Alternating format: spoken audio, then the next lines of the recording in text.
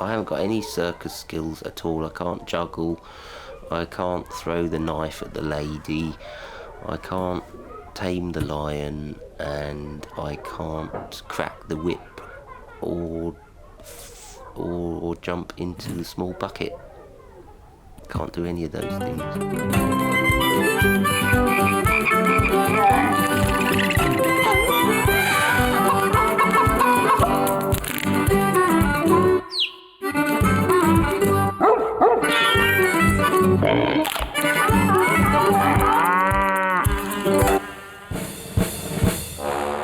The thing that excites me about performing is that it's a release of any tensions that you might have inside you. Ooh. I'm not sure whether it does excite me anymore, it's just the money. It does me. The thing that excites me about performing really is the fact that you're doing something good, you're making people laugh. Except the ones that walk off. Except the ones that walk off, and, you know. It's a kind of two-way thing, seeing people enjoy and just connecting with them, you know what I mean? I kind of like that about it, really. You've got to communicate with the audience, but not to look at them, because you are apart from them, and it will break the illusion. I normally try and interact with an audience, but with 800 it becomes really difficult. But I actually think I managed. And that's an amazing feeling to just see that you're making an impact. Like I was doing a job in Brighton recently, and then had a real buzz about it. And then I was in Suffolk or somewhere like that, doing an agricultural show, and people had come to look at the cows. I had to stand on one leg and do a raspberry, go arse over, what's it, in front of 250 people. And I bonked my head. I thought it was a goner. And I heard them, as I hit the floor, go, and it was weird because it took off. I just flew. And I was just so embarrassed. I was like, no, I'm fine, just get back on, I'm fine. We spent a huge amount of time when we were on the road exercising. We would stay up all night long practicing our handstands. We used to spend hours balancing and tumbling and helping each other learn tricks and use our bicycles, that sort of thing. I can do nothing like that. I can't even juggle. Well, can I? I juggle with two things, but not with three. That's not really juggling, is it? No, it's chucking stuff up in the air, isn't it? Yeah. Apart from doing a bit of stretching, a bit of yoga, trying to get my foot behind my neck and stuff like that, you know, just to kind of loosen the old gizzard areas. Everyone used to get down and do bang out 20, drop and give me 20. So we used to do that. And then all stick our knuckles together like loads of bravado-y kind of, you know, blokey business, and put your knuckles together, you know, things like that, really, yeah. You need to warm all those areas up, your body, and then moving on to your voice. And I start to hum, a kind of there's opening your voice and going, you know, many men, many men, many men, men, many men, many men, many men, men. In tooting two tutors astute, try to toot to a duke on a flute. Paba à moi, tadala rigor. That kind of thing, you know, it's all kind of croaking out. But it opens up your voice, it relaxes and strengthens your vocal cords, it warms everything up. I don't find the clowns funny. I do begrudge them coming on. I find it quite insulting. No, what I enjoy about clowns, I think they're very talented actually, because when clowns get together at the circus, they can do things that are very funny, like they can throw custard pies at each other and things in a very funny way to make a lot of people laugh, and you have to be very talented to be able to do that. You have to be an entertainer. No, oh my goodness, no way. They're so horrible. They're really frightening, and I think a lot of people are scared of clowns. And they're very funny, actually. If it's badly done, it can be very sad. Oh, it's totally embarrassing. Yeah, I don't like clowns. It doesn't work out. You feel pity for them, and that's so awful. Clowns are creepy, aren't they? They're not funny at all. They're just weird. don't look like they're happy. You know, the way they're painted smiles and their hair. And I don't like the music, that that horrible roundabout music with, clowns aren't not my... Slapstick just isn't funny, I don't think. Do you know what I mean? A car falling apart and somebody falling over. It's like... The one I first saw when I was a little kid was called Doodles. Yes, I like the clowns. I like slapstick. One of the things we least like about what we do is working with each other. Yeah. You're constantly having to travel with each other, work with each other, be creative. Do interviews. Do everything together. If there aren't a few butterflies around in the tummy before you go on stage, you're probably not going to give a good performance. You've got to be keyed up. You'd think after all this time I wouldn't, but yes, I still do. I still freak out and panic and fear, the audience reaction to me, and then I get over it. You feel sick sometimes. But as soon as I go on stage, I think, well, this is it. I can't turn back now. I'm on. Oh, God, here comes the light. The light's going up. Inside, the real me is saying, oh, my God. Here we go. Why am I doing this? I love it when I'm doing it. I know I love it when I'm doing it, but why am I doing it? I'm glad I didn't have too much to eat. We did a show a couple of years ago, and 8,000 kids saw it in a week. We had about 1,000 kids per performance. And the kids were like, they were 8 or 9, screaming blue murder. Oh, I've never been so scared in all my life. I must be stupid. And you get out there, and you look out and you think, they're just loving it. And they're completely engrossed in what you're doing. It's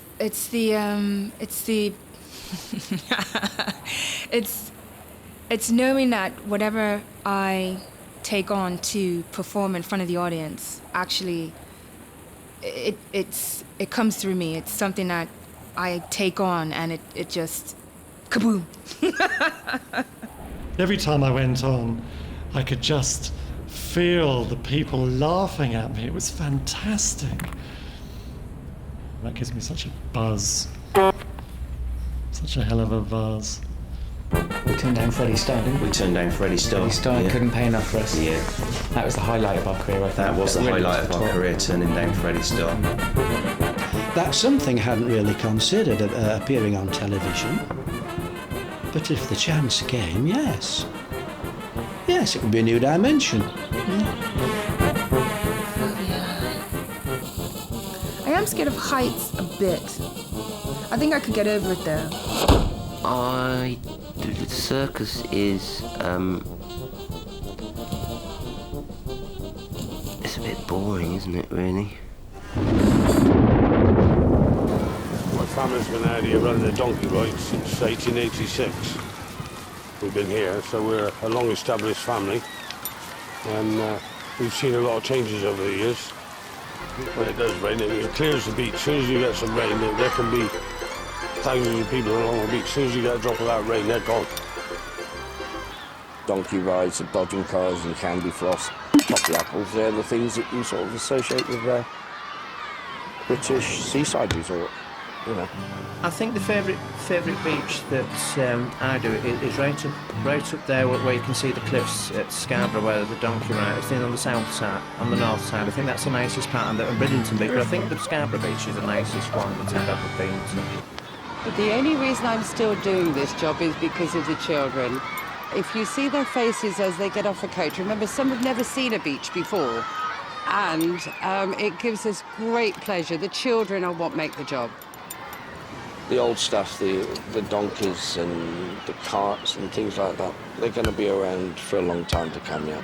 The high-tech games, I think really they've had their day.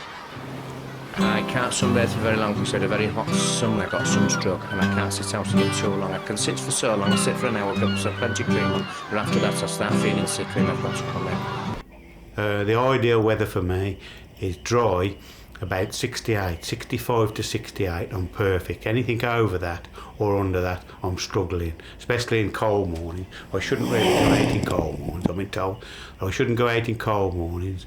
I shouldn't go out in the wind. And also, I should, just do what I can do. And I'll say some days I can move mountains, the next day I can't do anything. I'm all right walking on the flat and downhill, but I can't go uphill. As soon as I start to go uphill, I get chest pain. It starts to tighten up. But what I do, where I live, there's a downhill slope down to what they call the co-op. I walk down there and come back on the bus. British food, I think, is first class. It's somehow clean, satisfying. There's a train of thought that says that we came to this planet thousands, hundreds, millions, whatever, years ago, and in fact already did colonise this planet as an alien race.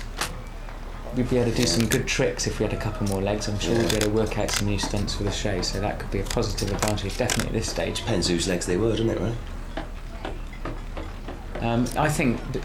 Obviously we'd adapt in whatever way if we had extra legs, but... We were, wouldn't it? If you had 6 legs, where would your arse be?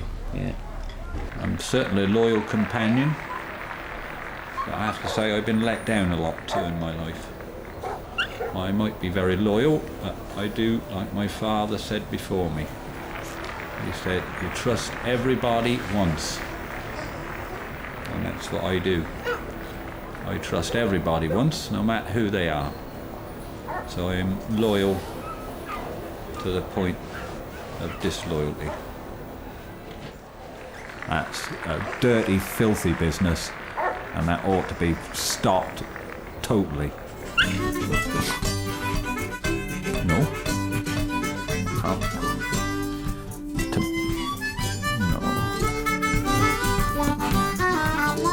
No, I think No. Could I explain what the county show is? The county show is a social occasion for people who live in the countryside. They bring their best farm animals to the show to compete with each other. And it's generally a big social occasion where people meet together and they go and have a look and chat. It's all good fun, really. The Royal Marines is here, and then there's the parading of the hounds, parading of the sheep, cattle, horses, all right, and pigs as well. Yeah, so that's that. Yeah.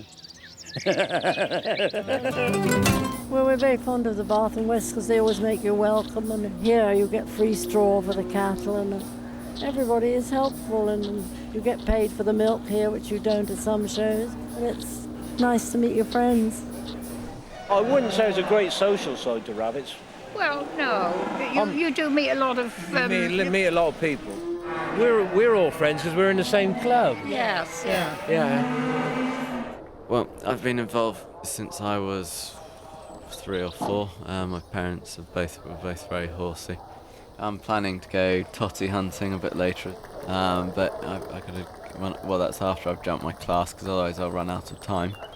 And I'll get in trouble by the parents because I haven't done my job properly. But plenty of time for everything. Things have changed a terrific amount. Yeah, they really have. You know, things were a lot slower, and there wasn't the rush and tear that there is today. There wasn't, and... Well, donkeys are so intelligent. A lot of people don't think they are, but donkeys are so intelligent, it's unbelievable. They're almost as intelligent, I would say, as a dog. We got one donkey that came from the middle of London. That got too much for his owner. We've got another donkey that came from Ross-on-Wye. We've got another donkey that's came in with another donkey, and then we've got another donkey that came with the little donkey that we've got. Anybody standing there like you hasn't the faintest idea what we're talking about. It's all It's all, what's the word? What's the word? No.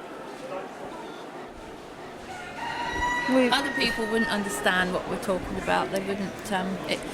To watch the eggs being judged, people say, "How would you judge an egg?" But to some people, eggs are so important, and to get them just right, other people just eat them on breakfast.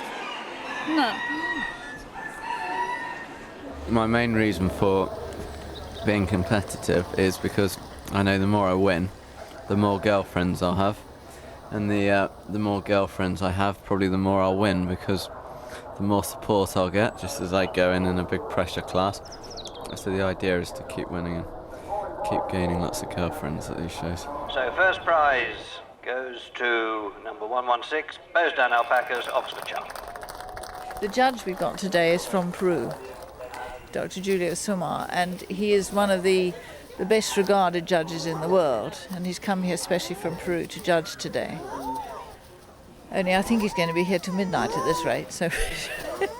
You're all in a line and the judge is walking up and down behind you and then walks up and down in front of you, and then he moves up and he pats or slaps on the back of the animal that's the winner, and that animal moves forward. So you're there and he moves towards you. This is it. And then the bucker turns and goes up the other way, and then he comes back. And it's a terrific feeling when he slaps and then the crowd all applaud. And it's great feeling. Oh yeah, it's like a drug.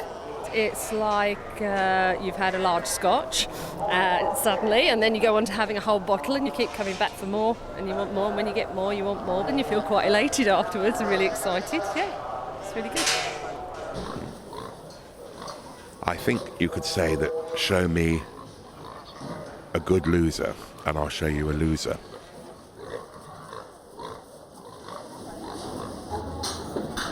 If you keep waterfowl, number one, you're going to need a pond. Especially if you keep white ones. But if you ain't got a pond, and you've only got little dishes and buckets, then everything's all mucked up. And then it's 10 times more work. A little bit disappointing in the results, because the best eggs for the show were actually duck eggs. And I did really well with my chicken eggs and got lots of prizes, but I've been beaten by duck eggs, so it's a waterfowl against chicken, which is disappointing. You're trying to maintain a standard to get the ones which will go on to the next stage of breeding, and so it's constant selection towards perfection. Breed like rabbits, forget it. Hell no. All the pigs here, of course, are pedigree. We can go back generations. A pig without a pedigree is just a pig. And there's no problems with the confirmation at any aspect of it. The animal is a well-conformed animal.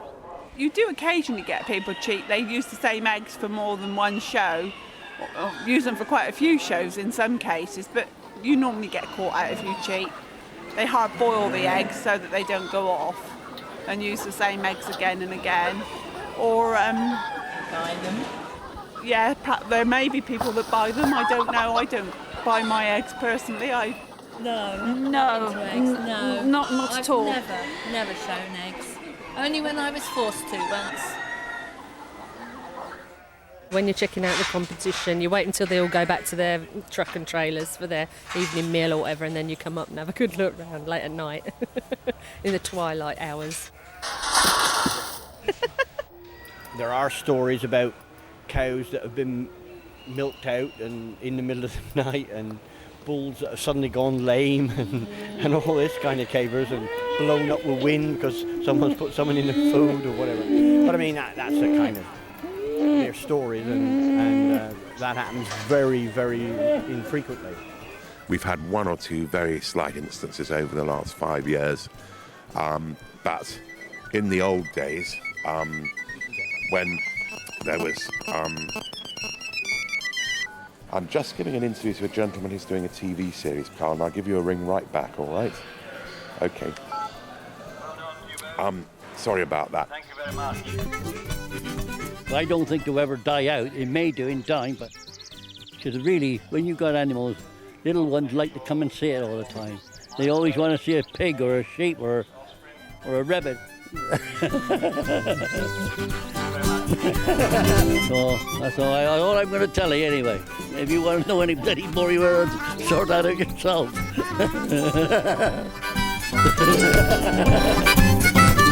Well, I'm sorry, I'm one of these that goes to the doctor when it's generally necessary. I mean, I ain't one of these goes for every pill, potion and tablet that there is. You know, if I know what's the matter with me, I mean, I expect the doctor to do something about it. I won't be fobbed off by them. I developed a funny lockjaw. You know, the dribble was coming out the side of my mouth. I couldn't speak, I couldn't chew. I just wanted to die. Took one look at me and said, "Oh, that's allergic reaction." He gave me my antidote and immediately my mouth just went, back to normal.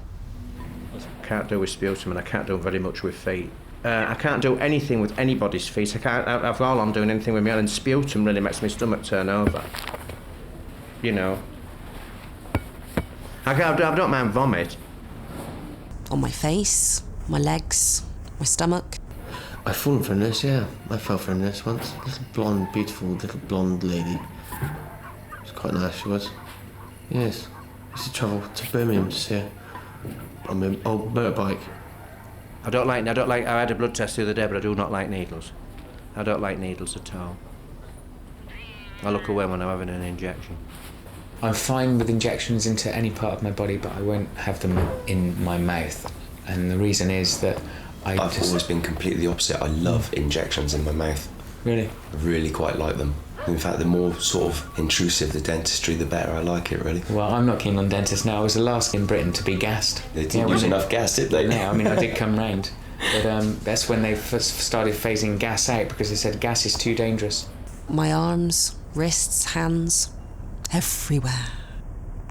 There is no one part on my body that does not have a scar. I've broken all my toes, I've got a dodgy knee, I've busted both my ankles and bent my feet back round so they're next to my shins, broken my hand and my wrist, my collarbones 3 times, bashed my head, knackered my back.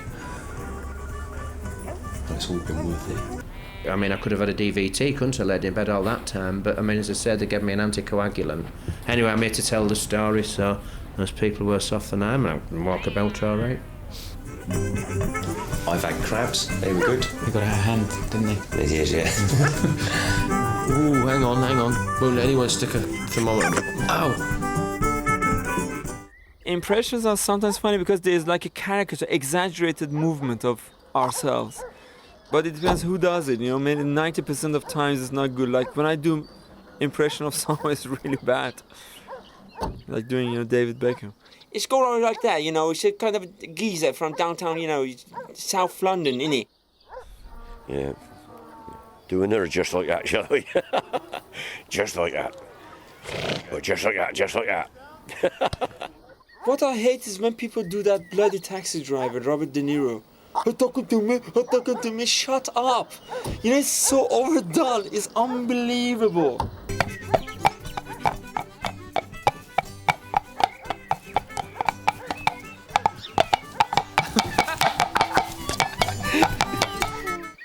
I heard, through the body odor from others, we realize if we are genetically matching or not. And unfortunately, the way nature works is the odor rather than perfume, you know. So the way it is, I'm sorry, I can't change it, so I smell and I like to smell people as well.